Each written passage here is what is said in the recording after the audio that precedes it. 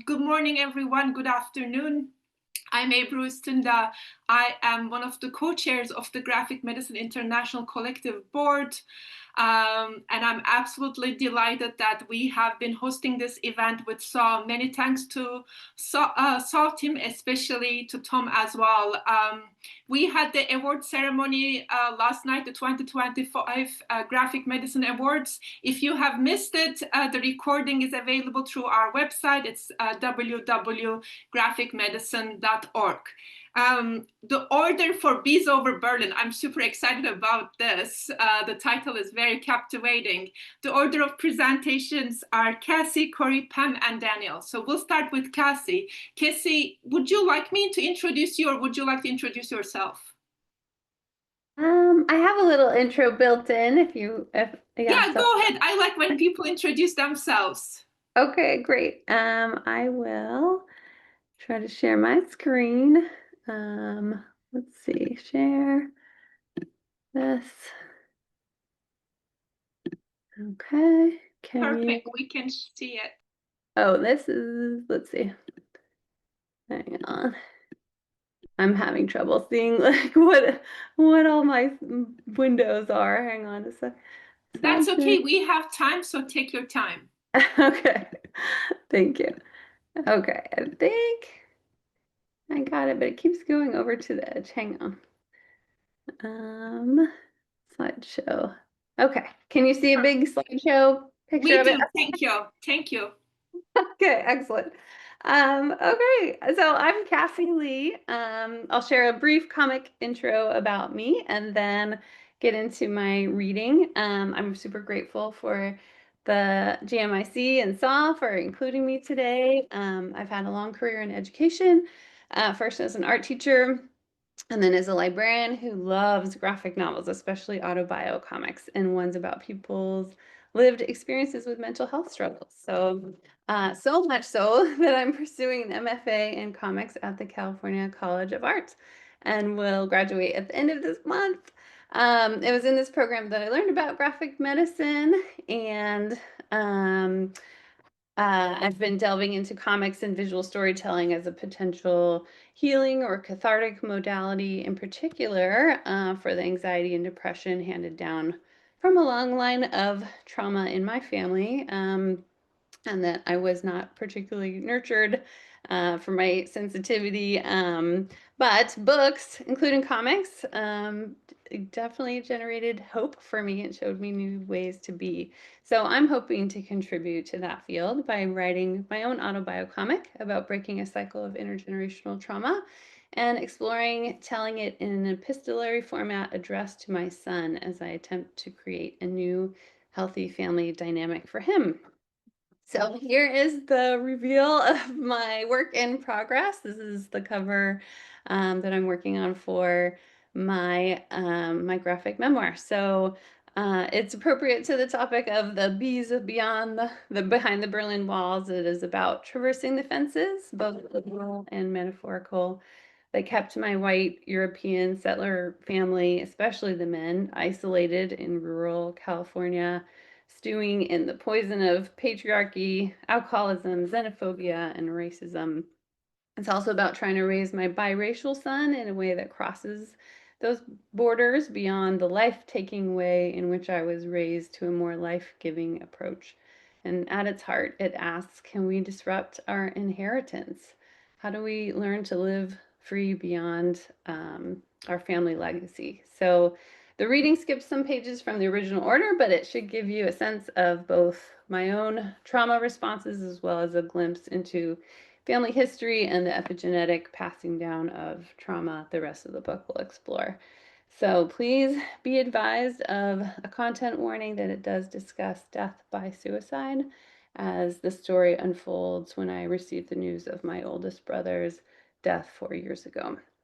So in it, I returned to the California ranch where I had, as mentioned, a not so happy childhood, and I narrate the story in the form of letters to my son, who was 11 at the time. So when you hear you, it's my son.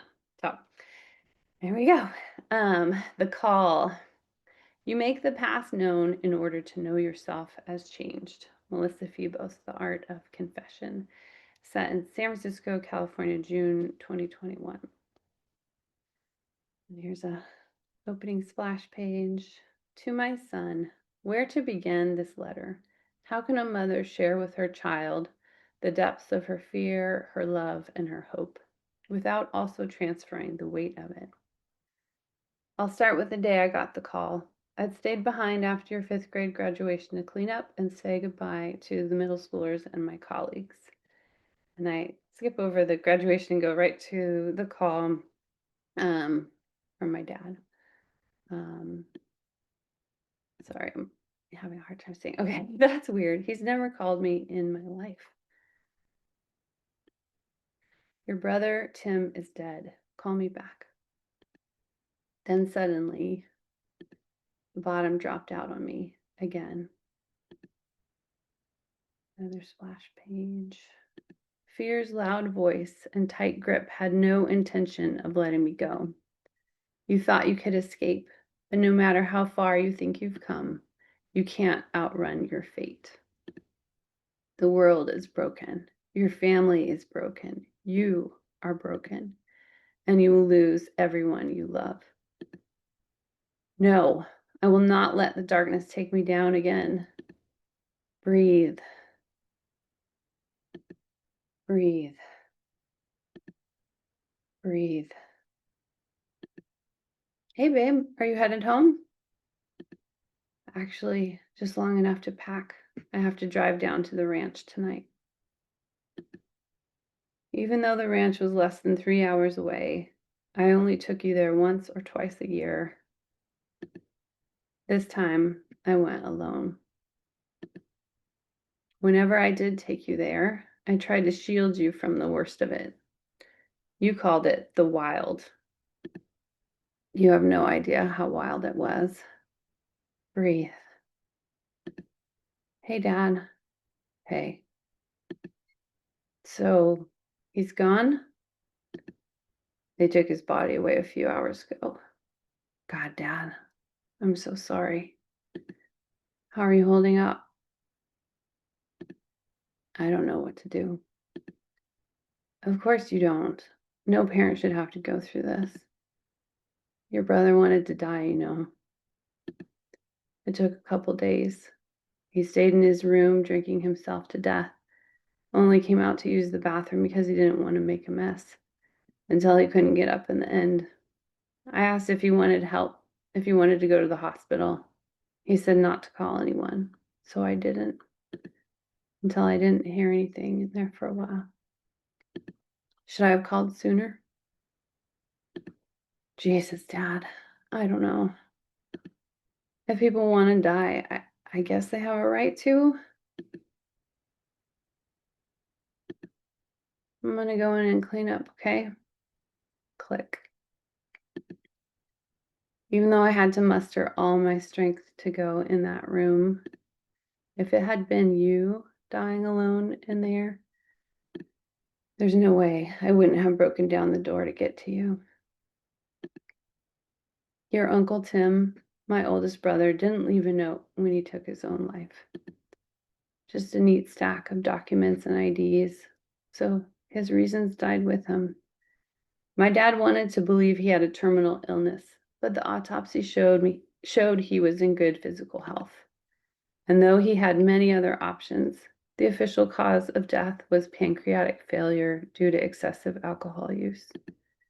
His weapon of choice, 50 handles of vodka. It took 49. Not all terminal illnesses can be detected in an autopsy. Guess I'll clean up. Tim had showed up out of the blue after years of absence with nothing but burned bridges and deep wounds he refused to discuss. Maybe he thought he could change our dad, maybe even try to earn his approval, the thing we all craved but never received. When that failed, I guess he had nothing else to live for. He clearly didn't want to leave a mess for anyone to deal with, but his mess still became ours. We all leave a legacy, intentionally or not.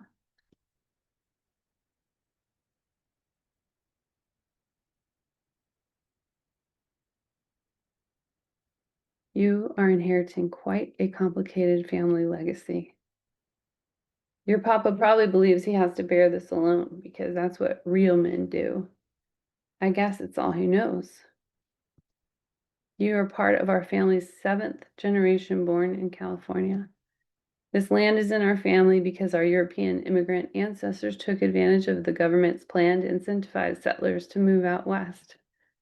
We were told they were tough and worked hard without complaint to make a new life. No mention of the suffering this caused for the people whose land this was before us. Silence about suffering is the way we've been taught to operate, especially the men. Is this the better life my ancestors imagined when they settled here? Parents divorced, dad crippling, untreated anxiety and depression, brother bipolar, PTSD, alcoholic, died by suicide at 42. Middle brother divorced, currently in rehab for alcoholism after domestic abuse and a second marriage. Baby brother currently estranged from us, constantly drunk or high. My mom, a victim of incest, recovered, alcoholic, happily remarried, but died in an accident at 50. And me, struggling with anxiety, codependency, and depression. Currently in therapy with a loving marriage and a healthy child, but always afraid of losing it all. Why are we so broken? Why were my mom and I able to seek help to treat the mental illness we all seem to have inherited, but the men struggle alone? What will that mean for you? My great-grandmother, Velma, was a water witch, a dowser who could find the best place to dig a well in the dry California hills by following her divining rod. One theory for this apparent ability of some to find water with a stick is that water witches are tuned into their own magnetic energy, as well as the Earth's, so they can detect water with the help of an antenna device. Hey, Dad, whatever happened to Grandma Velma's divining rod? Don't know, probably lost. Did she ever teach you how to use it? Come on, that's all hogwash. My dad may discount it all as nonsense. I'm going outside for some air. But what if we can tune into something to guide us on our path? I may have escaped this place, but the feeling of hopelessness followed me, always threatening to drag me back down if I ever stop running. Have I really changed my fate? Was moving beyond these fences enough to break the cycle for you, for the next 7 generations? It seems that my own divining rod led me back here. Will I tune in and trust where it takes me? It's time to dig deep under the surface, excavating the layers down to fresh water. Because if there's anything I've learned, it's that what doesn't heal repeats.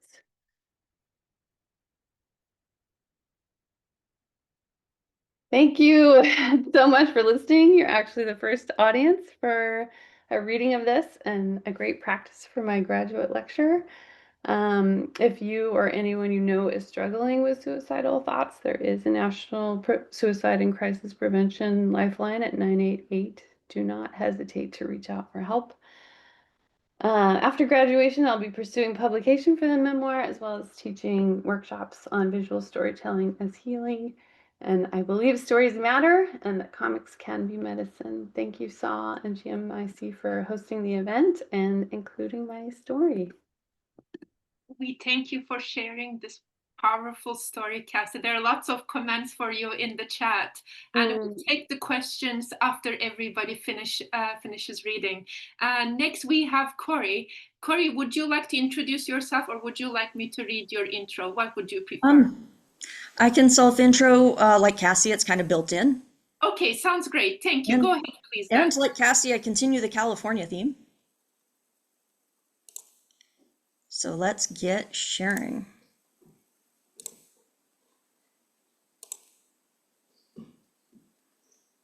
Come on. I know you want to do this. Come on, please work. It will work. You have to know how to talk to these computers. Yeah. So I'm Cori Knight. I live down here in Riverside, California, outside, just off campus, the University of California, Riverside. and I'm part of an area that is colloquially referred to as the Inland Empire. So Riverside County and San Bernardino counties. So by land, so by sheer square mileage, one of the largest kind of county blocks in the US. And a lot of what I'm talking about here is based in that.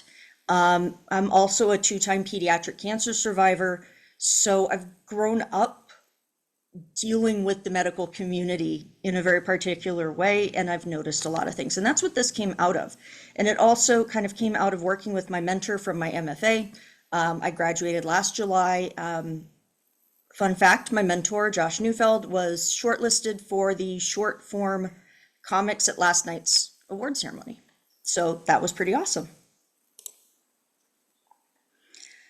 So basically what I'm doing with this piece is drawing on patient rights and responsibilities documents from over a dozen major medical institutions and facilities to find shared principles, and then breaking these down into more straightforward, approachable language and using the comics art form to make it more, I guess, comfortable to deal with. And a lot of this is based in observations over time. I've spent a lot of time in and around hospitals. I was diagnosed for the first time just before I turned 4, and I'm 41 now. So it's been a while. So my experiences and observations going through the cancer treatment, and then dealing with everything that has come along as a teen and an adult with those long-term side effects, because I was treated, and it's not in a page I share today, but I was from the era of throw everything at the wall and see what sticks. So there's some long-term side effects I still deal with. It's also as a friend and caregiver, because once you start kind of getting into the cancer survivor community, you just kind of accumulate people at various stages. I also volunteer for UC Riverside's med school in their multiple mini interview stage of the process. So I get to talk to a lot of our applicants and get their perspectives on things. And as a resident of the Inland Empire, which is, again, a very kind of particular place. It's its own kind of region. And once you're here for a little bit, you kind of get this feel for it, like any other like area where you can just say New York and you get a picture of it. Same thing goes for the IE. Where I'm at so far is kind of pulling together all of this research and scripting. So I haven't hit the art yet, but I'm into the scripts. And this was part of my research. So this is just a kind of brief snapshot of how I just kind of put everything together in Excel.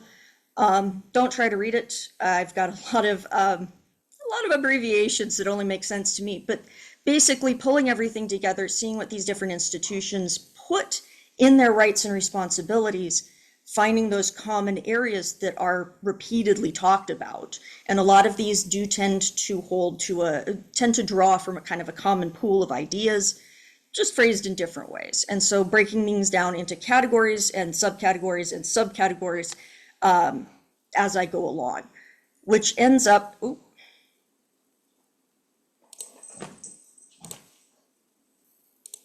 that's unfortunate. Okay. Let's see if I can do this another way. Sorry. So where I end up at, and I have no idea what is going on, we're just going to go slowly through the process then. Quick suggestion. Mhm. I had that happen with one of my presentations, and what worked was to do it not in slideshow mode, to do it from the Google Slides view. Okay, I think that would be an excellent idea. We roll with it. And take your time, Cori. We have time, so. Okay. Let's get rid of the version history. If I can. So let's get out of that, because I think it's, oh goodness. Well, that's a problem. Okay. As we go along, so I can keep talking about it as I kind of fumble to figure out what just went wrong.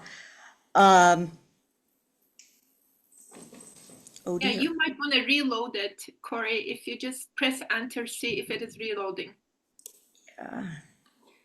Thank you. So what I'm working with here, there we go, hopefully.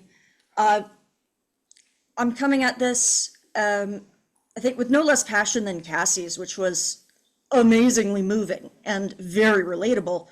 My passion tends to be in that I'm kind of aggressive when it comes to self-advocacy, because over the years, personal experience has told me, yeah, you have to self-advocate or you're not getting anything taken care of.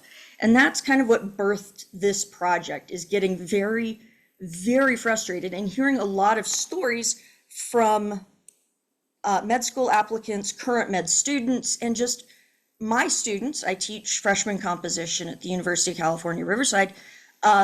Kids who've grown up here and have experienced a lot of what happens in the IE regarding medical care, because the IE is an underserved population in a lot of ways. And it took a big hit in the 2008 recession, with San Bernardino County having something like 15.1% unemployment. And it took a while to recover, and then everything was good until COVID hit and we had another big setback. But also because of our demographics, we also have some issues. So I'll read from some of it. So panel 1, Cori walks behind a group of med students in short white coats. Cori: beyond that, there are also some fantastic people working to train the next generation of medical professionals. Panel 2, pulled back view of Cori standing in front of the med school building. I've had the privilege to volunteer with the School of Medicine at the University of California, Riverside. I've even been a panel speaker. Panel 3, a large lecture hall view from behind the speaker. Their goal is to educate future physicians in more than medicine. SOM leadership wants to ensure students understand that this is a caring profession. Panel 4, a paper chart in the foreground being pushed down with Cori behind it. Cori 1, they want students to remember this is a person in front of them, not a chart or medical record number, not a disease or treatment protocol, a living, breathing, thinking person worthy of compassion, respect, and human dignity. Panel 1, Cori standing next to a short man in a white coat. Both are smiling as they clink their to-go coffee cups. And I love it. I love that they've let me volunteer with them. They're warm, welcoming individuals, whether they're in the exam room, the classroom, or the coffee shop. Panel 2, Cori standing in the middle of the panel, arms in an X shape in front of her. The need for this guide isn't sparked by those kinds of doctors. This is in response to the ones that may have forgotten some of those ideals. It's not the entire profession, not at all, but it's enough. A black square, empty save for a caption. I live in an area where education isn't always a given. It's wanted, it's appreciated, but it's never a given. Panel 2, a tall, intimidating looking stack of medically themed textbooks. Medical education for non-medical people, that's almost always absent. Most people know only what they get from their providers, and that's it. Panel 3, graduation caps tossed in the air. I've been fortunate. I have had the privilege of education. Panel 4, a diploma with MD crossed out and PhD scribbled next to it. And while I'm not that kind of doctor, I've been through enough to have a knowledge base built on lots of experience. Panel 5, inserted in the bottom right corner, another black square with just a caption. Unfortunately, knowledge and education haven't guaranteed good care. Panel 1, Cori on an exam table, a doctor standing to the side but facing away from her, waving dismissively. I've been dismissed over and over. Cori on an exam table. I think we're seeing a theme here. A doctor patting her on the head. Cori is clearly displeased. I've been treated like a hysterical woman making something out of nothing. Panel 3, Cori on an exam table facing the open doorway and looking confused. Unseen providers have a brief convo outside. Cori, I've been forgotten about and shuffled off. Provider 1, hey, have you seen patient Knight? What room was she put in? Provider 2, damn it, Greg, did you lose another one? And side note, that actually happened in an ER. Panel 4, Cori on an exam table, holding up a fistful of papers and pointing at them while looking at a provider not seen. I've been forced to fight back, to know what my rights are and use them. to use my research skills to draw a line in the sand and say, I need this handled. Done. Resolved. Cori, head down with her back to a closed door to an exam room. It doesn't always work. Panel 1. Cori stands in the middle of the panel, one arm across her chest, the other gesturing in a sort of shrug. The point is, I try. I'm loud enough and confident enough to advocate for my care. But what about the folks who can't? Panel 2. A list of statistics indicating the education levels of the Inland Empire. Who grew up without advanced education. Panel 3. A mother sits on an exam table. A small child, 8 to 10 years old, sits in a chair. They're gesturing and talking to a doctor. Who need their kids to translate for them. A view from below, looking up at a Roman-looking pedestal with the doctor standing on top. A glow surrounds them. Or who grew up being told the doctor was God and that they don't have the right to ask questions. Panel 1. Cori's sitting on an exam table holding up a sign. It reads, "It's doctor night, thanks." That hurt to think about. Sometimes I had to fight tooth and nail to gain any ground, even to the point of using my title to insist upon reasonable care, or reasonable treatment. Cori is now standing, leaning on the sign. But not everyone has that ability. Self-advocacy is hard. Cori, propped up on her elbows, is buried under a pile of words, all of which are random, complicated medical terms. And not everyone on the provider side encourages or even welcomes it. Some will even punish it, either by being condescending or by burying people under a blizzard of medical terms. Cori, now standing next to a pile of words and dusting herself off. No dialogue. Panel 5. Close up on Cori, facing forward, index finger pointing into the open palm of her other hand. Regardless, patients have rights. Education or not, knowledge base or not, rights exist. Period. Thank you.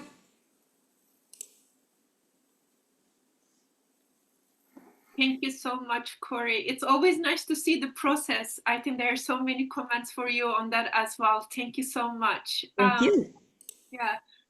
Next, we have Pam and Daniel. Pam, would you like me to introduce you, or would you like to introduce yourself with Daniel? I can introduce. I'm going to share my screen now. Okay, sounds great. Go ahead, please. Screen. Hold on. Screen. Everything on your screen. Okay. All right. Start broadcast. Okay.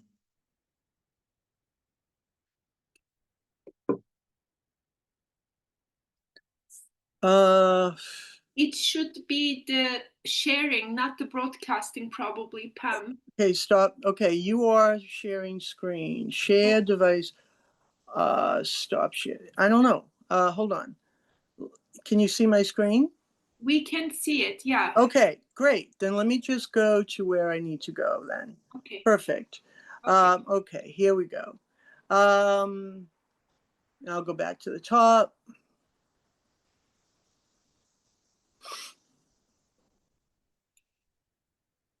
All right. Okay, my name is Pam Y, and my colleague is Danny De Lorenzi. I'm the art teacher. I'm a graphic memoirist, working on a graphic memoir for the last 10 years about my growing up with a bipolar mother. And Danny is a counselor in the counseling department at the school where I teach, St. Benedict's Prep School in Newark, New Jersey. And we're focusing on a class that I developed, and in collaboration with between the art department and the counseling department. It's called Page Rage, Using Graphic Memoir to Treat Trauma in Teenagers. So I'm going to start with how I started my class, which was I shared some images of my graphic memoir with students, and I'll go to those images. I'll just go to those images while I talk a little bit. It's a 5-week, we have a 5-week phase called spring phase, and we meet 5 days a week for 5 hours a day for 5 weeks. And so it's a project, and you're with the same students all day for those 5 weeks. What we did was the first 4 weeks we're working on their graphic memoirs and doing group therapy. And then the last week we worked on producing their zines, their graphic memoir zines, printing them, and also doing presentations. So I opened up the class by sharing some of my work, of my graphic memoir, and of a postpartum, close to the time I was born. Shortly after I was born, my mother had a postpartum psychotic episode and was hospitalized for 6 months at Medfield State Hospital in Massachusetts. The police came and got her. This was at a time when people could be committed involuntarily. And she was institutionalized quite a bit during my younger childhood at Medfield State Hospital, and it was 6 months. So that made it, this is the cover. I'm going to be showing you covers. I just took away, the names of the students. Having shared the fact that they knew me as an art teacher, I'm not a therapist. I was working with 2 therapists during the group therapy process, and Danny will talk more about that. But it put us, myself and the students, on a similar plane. We were both children who had, and they were still currently suffering under very dysfunctional family situations. This is one cover. I'm taking the names out. We looked at, I've done graphic narrative quite a bit in my practice. I've been at St. Benedict's Prep School for 22 years. It's an inner city urban high school. It was a boys' high school for 155 years, and we now have a small girls' division. So I do teach one girls' class, but not page range. So I have taught, so I have a format and procedure for writing scripts, story structure, inciting incident, rising action, etc., resolution, climax, and whatnot that we followed. That day, a heated argument broke out. They were yelling like never before. And after a long day of being at school and being told what to do, I wasn't going to stay at home while this was happening. I'm supposed to feel safe and calm at home, not listening to yelling all the time. This is a kid who hid his artistic talents for the 2 years I've known him.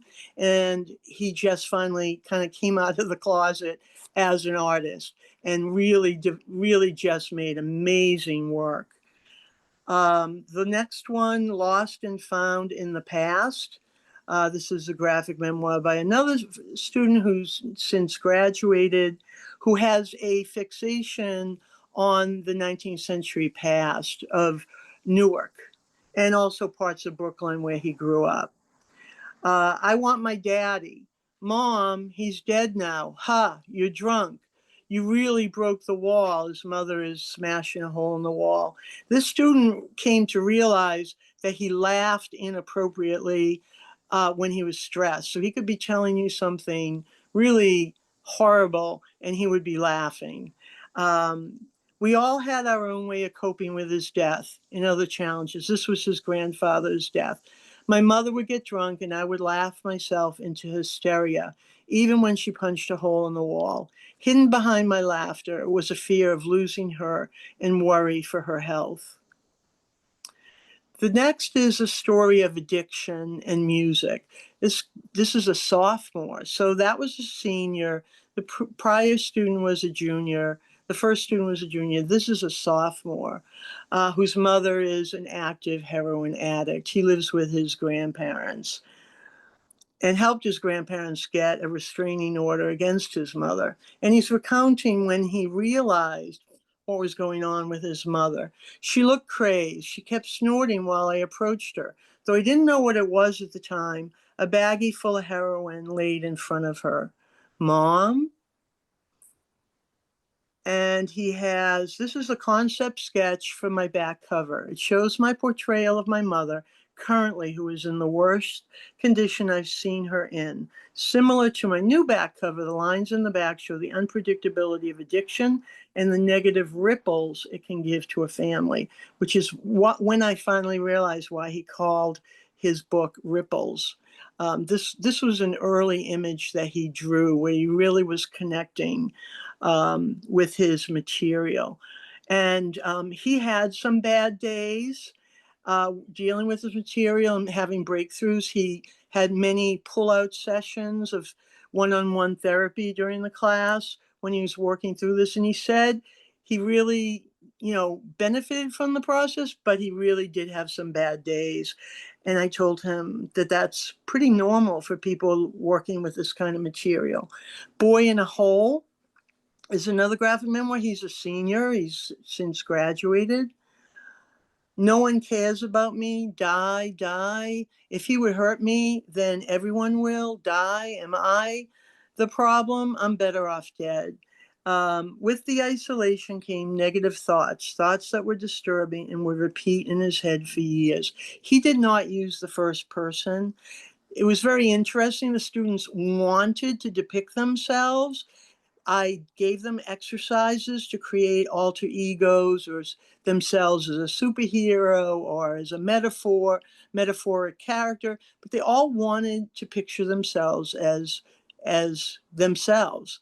Self-loathing and suicidal thoughts controlled him, almost to the point of driving him to take his own life. He lost hope in himself, staying content with where he was and not seeing a way to get out of it. So we talked about, do you want to use the first person? He's writing a story about his twin brother's betrayal of him, that he's still in middle school, that he was still obsessed and dealing with as a senior. And he shared this, and he shared it with his brother in the audience. The gift he gave: revenge, hatred, anger, rage, suffering, frustration, a graphic memoir. Yell, yell, yell, yell, yell. And then the shadow of his father is anger, this anger image. The smallest things create conflict between my father and me. We are blind with rage. I cannot hurt him with my fists or my words. Knowing this, he antagonizes me more. I grew to hate his anger. It is my anger. It follows me like a shadow. It is his gift to me. Now, the father is estranged, no longer lives with the family.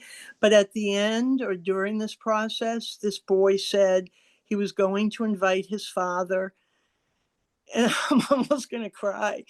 He invited his father to MetLife Stadium to a football game, which was the one place he went and has happy memories with his father. But this time he wants to invite his father. I don't know if he's done it yet. He said that now that he's more aware of what was going on, he wants to mend his relationship with his father. And he wrote a very moving letter to his father, which definitely puts me into tears. Cycles, a graphic memoir. Now, I've been trying to obliterate their names. I didn't do such a good job here. This kid was pretty much mute. And what was interesting was how loud his fonts were. He's very gifted student. Coming from a Nigerian background, his parents are from Nigeria. So he's also dealing with generational trauma, physical, getting beat, getting put down. So liability, coward, stupid, dumb, hopeless, dull, slacker, not enough, unimportant, worst, failure. All the words they called me, the words that would repeat in my head and remind me of a moment with my dad when that thing showed up. And that thing is the generational trauma that came from Africa, that came from Nigeria and was passed on to him from his father. And this took him a long time to get to this point. He was circling around. We dealt with a lot of resistance to actually saying the thing that needed to be said. And this is the last one, The Boy Who Won't Speak. This boy's father died just a couple of weeks prior to our class starting, and he died alcohol related.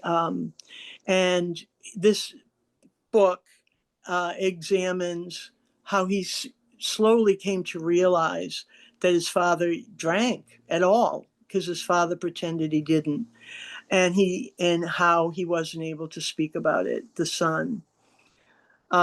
We first found him passed out a couple of years after quarantine. This is his younger brother. This would also be my brother's first time experiencing my father in this state. Us being exposed to his drinking and him being drunk around us happened more often after this. I'm going to stop sharing my screen. I forgot to set my timer, and I wanted to stay at 6 minutes. Actually, if Danny wants to talk and I can scroll through the screen, we could do that. Danny? You want to take it away? Of course, yeah. I think just kind of looking around at the different ones that we passed over, all of them are very well done and show a lot of depth to what these kids were dealing with. And believe it or not, you would never know that in the first week or two of the project. It actually took right around 2 weeks to even get some of the kids to admit that they were struggling with stuff. We had a few, in fact, that would sit there and they'd look at you and be like, I'm fine, nothing's fine, nothing's wrong. I haven't dealt with anything that's bad. Like, other people have it worse than I do. And lo and behold, we hit that 2 week mark and it started to just kind of pour out of them. And it hit a certain point for a lot of them where they couldn't hide it anymore. It wasn't something that they can kind of put away or pretend didn't happen. Especially for this one that we're looking at, the cycles one, like Pam had said, this student particularly would not speak, would look into a corner of the room when we were doing group counseling, essentially tried to disappear whenever anything was going on. But when you'd sit him down and do his artwork, he showed everything that was going on, and he really glowed really brightly in terms of what he has as a person, despite everything he's struggling with, and I think it was a really incredible process to watch these kids kind of take trauma that they've never really felt safe talking about and turning it into a powerful depiction of their own kind of take on it and their own reclaiming of the power and of the trauma, right? And that was a big part of the process, like Pam had mentioned at the beginning, showing her artwork to them and kind of getting on the same page as them and like, hey, you guys are not alone in this and in these experiences. These are things that nobody's really going to talk about to you openly, but a lot of people have experienced as well. It kind of gave them that space to be like, okay, I can finally express what's going on. I can say what's happened. Like Pam had also mentioned, one of the students, we got to a point with one of the drawing, exercises, and he had no clue that it was going to be one of those days that kind of just crumbled out from underneath him. And next thing you know, he was sitting with one of the other counselors for about 4 or 5 hours trying to just process everything that came flying out from under the surface. And he's a kid that very much kind of covered up all of his struggles and his pain with, sociability and jokes and all this stuff, right? And so you would never have imagined that all of these terrible traumatic things have happened in his life based on how he presented. And yet you could also see the kind of expression of that pain in terms of his academic ability and his ability to behave properly in class, right? I think a big part of this project was identifying the right students, the right fit for this type of project. This is actually a sister project for another project that we run at the school called Stage Rage, which is a drama therapy performance. So similar concept of group therapy, turning it into a play almost at the end of the 5 week project phase. And so we decided that this was possibly a good fit as well for other students who aren't as confident or forward in terms of expressing what's going on with them. But I think across the board, we saw significant progress with these kids where they really opened up. They really took back control of their narrative, of their story, and were able to find their place within it, where they felt displaced, prior. And it was very, very, very powerful, even as a counselor, working with this stuff all the time, right? To see them to be able to own it, and then the artwork that they were able to produce was pretty incredible. It is an experience that I'm very thankful that we were both able to have and that the students were able to have, because it definitely helped them. We saw improvements across the board from academics to behavior. Some of these students were at risk of not graduating prior to the beginning of the project, or to the beginning of the school year, I guess. And with the project, it kind of capped off a big transformation for a lot of these kids. And for some of the younger ones, it's kind of the launching point for them to really turn their high school experience around and kind of really achieve what they're able to achieve despite everything they're coming from. So it was very, very cool to watch and very, very effective for all of them. Danny, you were telling me that over the summer, some of the most unlikely candidates came to you looking for you, saying they wanted to continue therapy in the fall. Yeah, the one student who wrote about the gift from his father regarding the anger that he received from him, he was one of the particular students that genuinely sat there and looked at all of the people in the room, all the counselors, myself and Pam and the other students was like, I'm totally fine. There's nothing wrong with me. I don't even know why I'm here. And then week 2 or 3, finally, we kind of worked on him a little bit, very direct, like, hey, I'm not telling you there's something wrong, but we're kind of telling you, hey, there's a little bit going on that you're not talking about. And before you knew it, he was actually really diving into the work. I remember we were talking on the phone, me and Pam, a couple days ago, and she was telling me how every book that she handed him, he had stacked up on his desk using as reference for his drawings and for what he was trying to do. So he dove into the process after he got that sense of safety, that sense of, oh, somebody hears me, somebody sees me for the first time.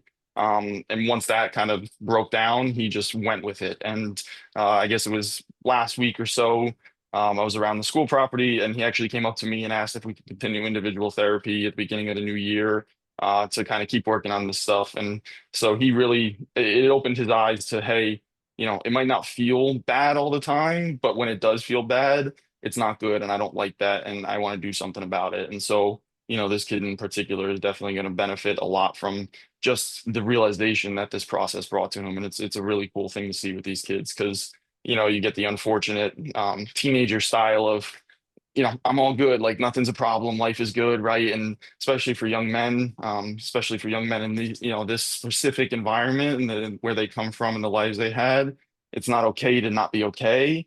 But that's one of the beautiful things about Benedict's in general is that it is one of the few places I can think of that it's okay to not be okay, and everybody knows that, everybody agrees on it, and we all kind of go about it together as a community and try and work on it together. So it's really, really cool to have kids like that step outside of, their prior position and say, let's do something about this. I can't take it anymore. Like it's time to do something. Would you just real quick tell us a little bit about the counseling department at Benedict's, like what the array of options are that are offered to students? Of course, yeah. So we do individual counseling or individual therapy, very similar to how you would get in a private counseling clinic. So we work with, students from all age groups. We actually work with, we have an elementary and a middle school division as well on top of the girls and boys division. So we work with elementary through middle and all the way up into high school for boys and girls. And then we also offer group counseling for the prep division kids that covers addiction, depression, parental estrangement or difficulties, as well as I think an anger management group as well. And I believe we're starting to look to implement a couple of more groups related to academics and to other behavioral issues in the coming years. So we kind of cover the full spectrum. It's very unique in terms of what you'd find in a school because typically you see a lot more guidance counseling or college prep and things of that nature, right? But Father Ed, the headmaster of the school, who's been there for I guess 50 or 60 years now as the headmaster, something around that time. He actually was the headmaster when my dad graduated in 1981, so he's known my father, my family, my whole life. But he always says, the story of how it came to be was around late 90s. They looked around and realized there's a lot of kids at the school who didn't know their dads or having behavioral issues and things of like that nature. And him and my boss, Dr. Ivan Lamort, looked at each other and said, we got to create a counseling department that can attend to these issues and kind of help these kids to process these things and start to kind of really take back ownership. And from that time forward, we saw a huge improvement in the ability of these kids to succeed. And, the combination of how Benedict runs itself and the kind of culture that is there, plus the counseling culture that's been developed, it really gives these kids a safe place. We find that we have a lot of kids who will literally come into the counseling center just to hang out, even if they don't have sessions, even if they're not a counseling student, they feel comfortable there and they feel safe there. So we have a big, group of people who are kind of always around or always involved and really interacting with the kids and giving them something that they might not have ever had before. So it's very, very powerful for them. Thank you, Pam. Thank you, Daniel, sharing for this powerful work. There is quite important question that's being asked in terms of the ethics, in terms of the graphic medicine ethics. So the first question was from Kevin, and it is echoed by the others.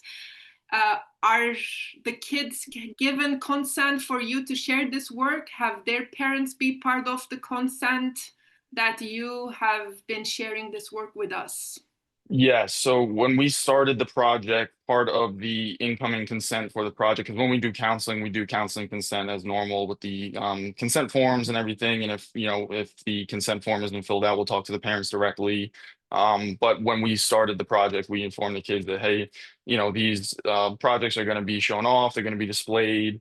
We're going to do our best to limit the use of your name and kind of identifying factors. But we've, made it very clear from the start, like, hey, these are meant to be displayed because that's kind of part of the process of taking back that ownership. Like, it's not meant to be hidden as you have already been kind of hiding. It's meant to be shown off, which is kind of the core concept behind Stage Rage, is where we pulled from, because that's the ultimate performance. They're genuinely putting a play on where they reenact scenarios from their lives and they reenact, conversations, things of that nature. So they were made aware of it ahead of time. They knew that this was going to be something they showed off, which is why we gave them the option to possibly separate themselves from what they were depicting. But like we saw, they all kind of decided, hey, I want to be front and center in the story I'm telling, because it's true. It's me.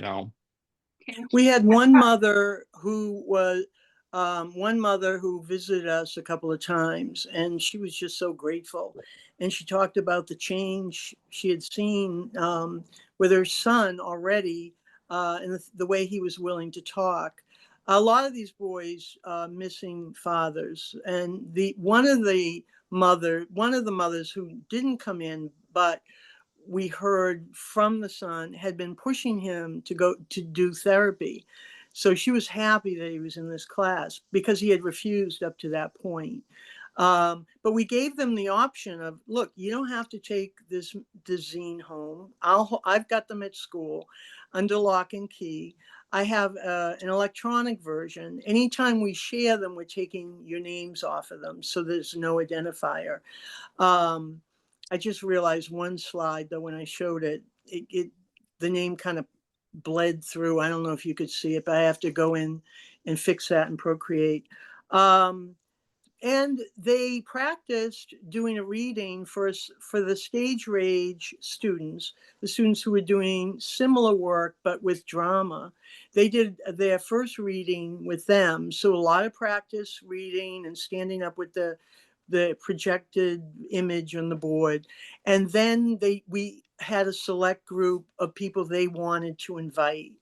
One boy wanted to invite his brother, and one boy wanted to invite his girlfriend. A mother came. Some of the favorite teachers were invited, and it was a small gathering, a breakfast gathering in a boardroom, and they read them, and it was extremely powerful. The group bonded. It was an unlikely crew of guys who as one of them said, we wouldn't have been friends otherwise. So they've bonded as well. And then I think the biggest thing for me is their willingness now to continue getting help, because they can get help completely free of charge. No obstacles, not trying to find a therapist. They just need to show up at the counseling department, and they have a huge staff who will fit them in. Which, moving forward, when you think an adolescent, a teenager has that help.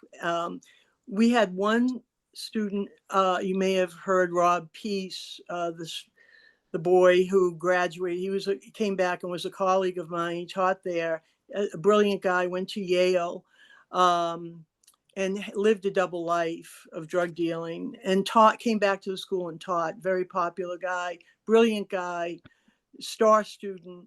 And he ended up getting murdered in there was a book and a movie about it, murdered in a drug deal because he was secretly growing hydroponic marijuana. And a lot of the people who know him said if only he himself said, and this will be my last thing, that he wished when he saw the counseling offerings that were there when he came back to teach, because he was brilliant, he regretted not having had taken advantage of any kind of counseling. And then he ended up getting murdered, which was devastating for us all. But I'll end on that note. Thank you, Pam. I am just going to suggest that if you all can put your contact information in the chat so folks can be in touch. If there are any questions to either Cassy or Cori, I would like to give them a little bit more time as well if they want to talk about the process or any aspect of their work. Feel free to raise your hand or put it in the chat. Carol, go ahead, please. I put mine in the chat because I really want to know, do girls have access to a sister program in this school? Because Carol, page raid sure is important. Okay, thank you. I appreciate the question. We'll come back to that, but I want to make sure that if there's a question for Cassy and Cori, because we spent a lot of time on the Pam and Daniel's important work, but I also want to give the same space to Cassy and Cori if there are other questions. Any questions to Cassy and Cori? I have a question for Cori. Go ahead, PF. The question is about, you showed your script, and I really loved seeing the script shown. It's a different kind of script format than I've seen before, and I was interested in where you learned that style of scripting, or where it came from, or what inspired it, or if there are other styles of scripting that you know of, things like that. So, unlike a lot of the really talented folks in this room, I came to the graphic novel comics medium kind of late. And I have experience in theater more than anything else. I am a writer by trade. I teach it, I do it, I proofread, I edit. And in the MFA program I was in, Josh Neufeld teaches comics in the comics and graphic narrative program, and dragged me kicking and screaming into proper formatting, or at least what he was considering proper formatting. So I've done my best to follow his directions, but any errors in formatting are mine, not his. So don't blame him for me being weird. There's a resource you recommend for learning more about that. I would love to see that shared in the chat. Thank you. I don't have any specific resources, but I'm happy if anybody wants to email me. I'm happy to talk you through how kind of he had me set it up, and I'm happy to share the wisdom downstream. Thank you, PF. Thank you, Cori. Any questions to Cassy?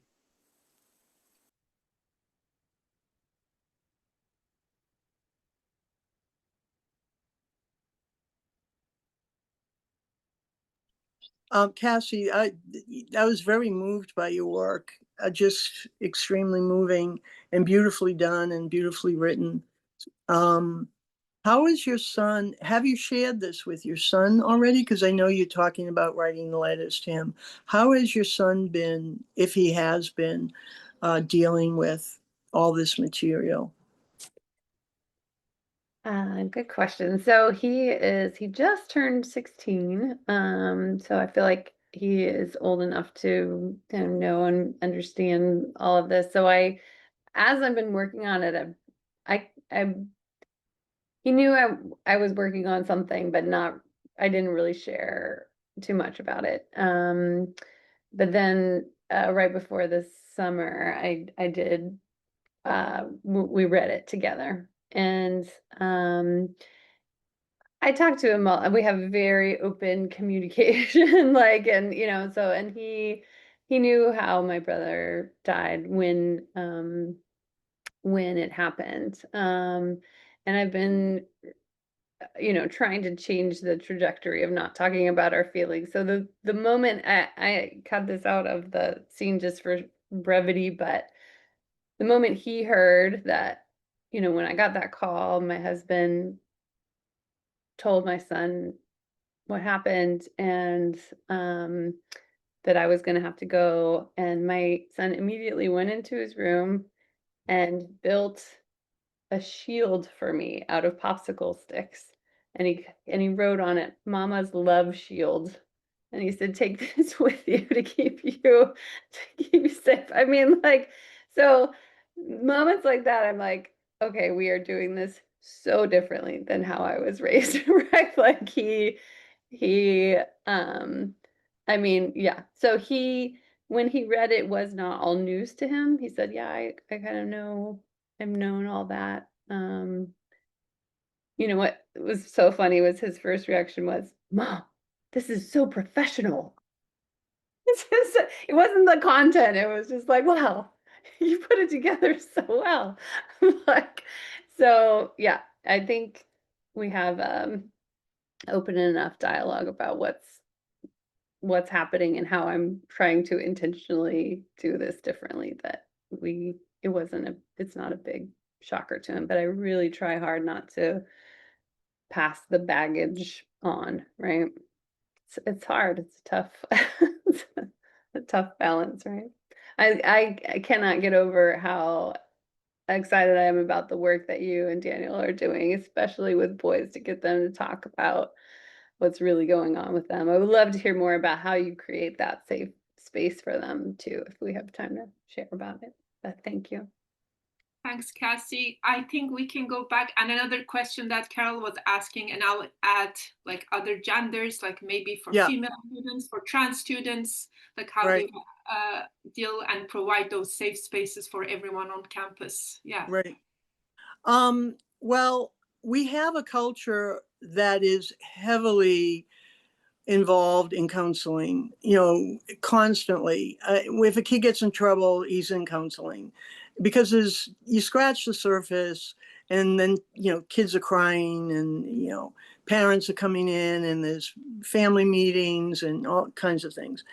So we're in a much more heavy counseling environment than your average, you know, public high school, and it's a deliberate.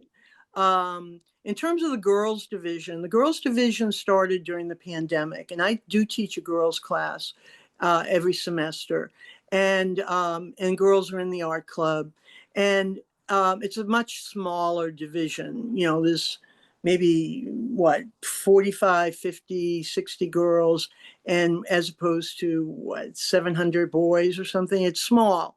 The school, it was a sister school that was closing, and despite 155 years of saying no girls allowed, they opened it up to girls, and it's been really exciting. It's a separate division, and I've been working with boys for 22 years, been working with girls since the division started.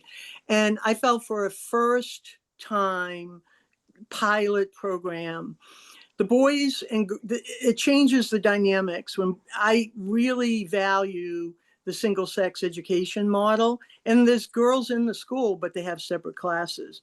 I was not sold on that before I started working there. But boys in particular get to be artists, get to be sensitive, get to be, as opposed to a mixed gender class. So we made a deliberate decision. 7 boys, they were handpicked by counseling. They were known to counseling in one way or another, and they thought it would be a good fit. We thought eventually we can either have a separate program for the girls. We've been advocating, my Danny and my John Rowe, the senior counselor who's been working with me. We've been advocating for having one of these classes every semester, not waiting until spring phase. Spring phase is the ideal time because you have the 5-hour day, but we could spread it out over a 15-week semester. And we do not yet have the permission to move forward with, so we wanted one in the fall, one in the winter, and one in the spring. And then we could split it, you know, change that up as to who the clientele is, who would be allowed to sign up or be guided, directed toward that class, but we're not there yet. This was the first time it ran, and it was, everybody felt it was a success. So we have backing, we just don't yet have a schedule that where we can run this class. I don't know if that. Yeah. Part of it too is like from the same-sex education standpoint, like the mixing of boys and girls is already kind of, it's kept separate on purpose, right? But when it comes to the counseling in particular too, I think for a lot of the purposes of, you know, I think Pam had said it, like the boys feeling like they can share and be sensitive and kind of open up, right? It's kind of hard when you have girls there as a teenage, high school age boy, where it's like, I don't want to look not tough or like something's wrong or anything of that nature. But I think it's also partly with the girls division being so new, we're trying to learn where do those boundaries fall, like where are the lines and how comfortable does everybody actually feel with these kinds of things. So with Stage Rage, the sister program, the first one, that actually for the first time it's been going for I think a little over 10 years now that program's been in place. Yeah, close to 10 years. Yeah. Yeah, and they just finally integrated girls into that program this past year for the first time. So it was a mix of I think 5 boys and 5 girls, and it went very well. Actually, it went very smoothly. They really all connected very well, and the boys, despite that, were able to open up, and even the girls too. I know that unfortunately for a lot of the girls at the school, we do find that there's a lot of sexual abuse or sexual assault or trauma of that nature, and so there's a lot of sensitivity behind that as well. It's one of the things that we're very careful of for their, for their side of things. So that's why it's something that's taking a little bit more time. We are being very careful with it. But I do think that it's going to eventually be available to both boys and girls. I think first we'll integrate, for the project itself as it is now, boys and girls, and then maybe have it separate entirely. The only issue with that is just personnel and staffing, having enough people to be able to run it because you need at least 2 counselors per program, and possibly even a little bit more to make sure it runs well, make sure everybody can kind of be kept, up with as things are going on, because you can have a day where nobody's having any issues and it goes really well. And then you have a day where all 7 kids are now having a meltdown because something got, hit on during this conversation or during their drawing or, for the other program during their performances, things of that nature. So you need to have enough people to kind of be able to step out and deal with it and kind of keep the other group of kids, under their eye as well. So eventually we're going to try and get it to where it's fully accessible for both genders, and then we're quickly working our way there as we kind of get our feet underneath us with understanding how this works. So that's hopefully in the near future going to be how things are. Yes, and somebody asked a question. The students definitely gave us permission to share the work. We, of course, are not using their names. And I got permission to sit in on the group therapy sessions. I was the note taker. And I was part of that. And the group therapy spilled out into the art room. I mean, there were conversations that just went on, and that went on after school or went on, just kind of spilled out. And so we had a sign on the door, please do not disturb, counseling sessions in progress in the art room, as well as there's a group therapy room that's private, but the art room, the door was closed, the curtain was down, and it was like a sign on the door, please do not disturb. So I was very cognizant of protecting their privacy. Thanks, Pam. Thanks, Daniel. As a geographer, next question is just towards my heart, and it's a question for Cassy. Lauren is asking this question. I'm going to read out for everyone. Lauren is asking how your story journeyed so effortlessly between real physical and psychological spaces.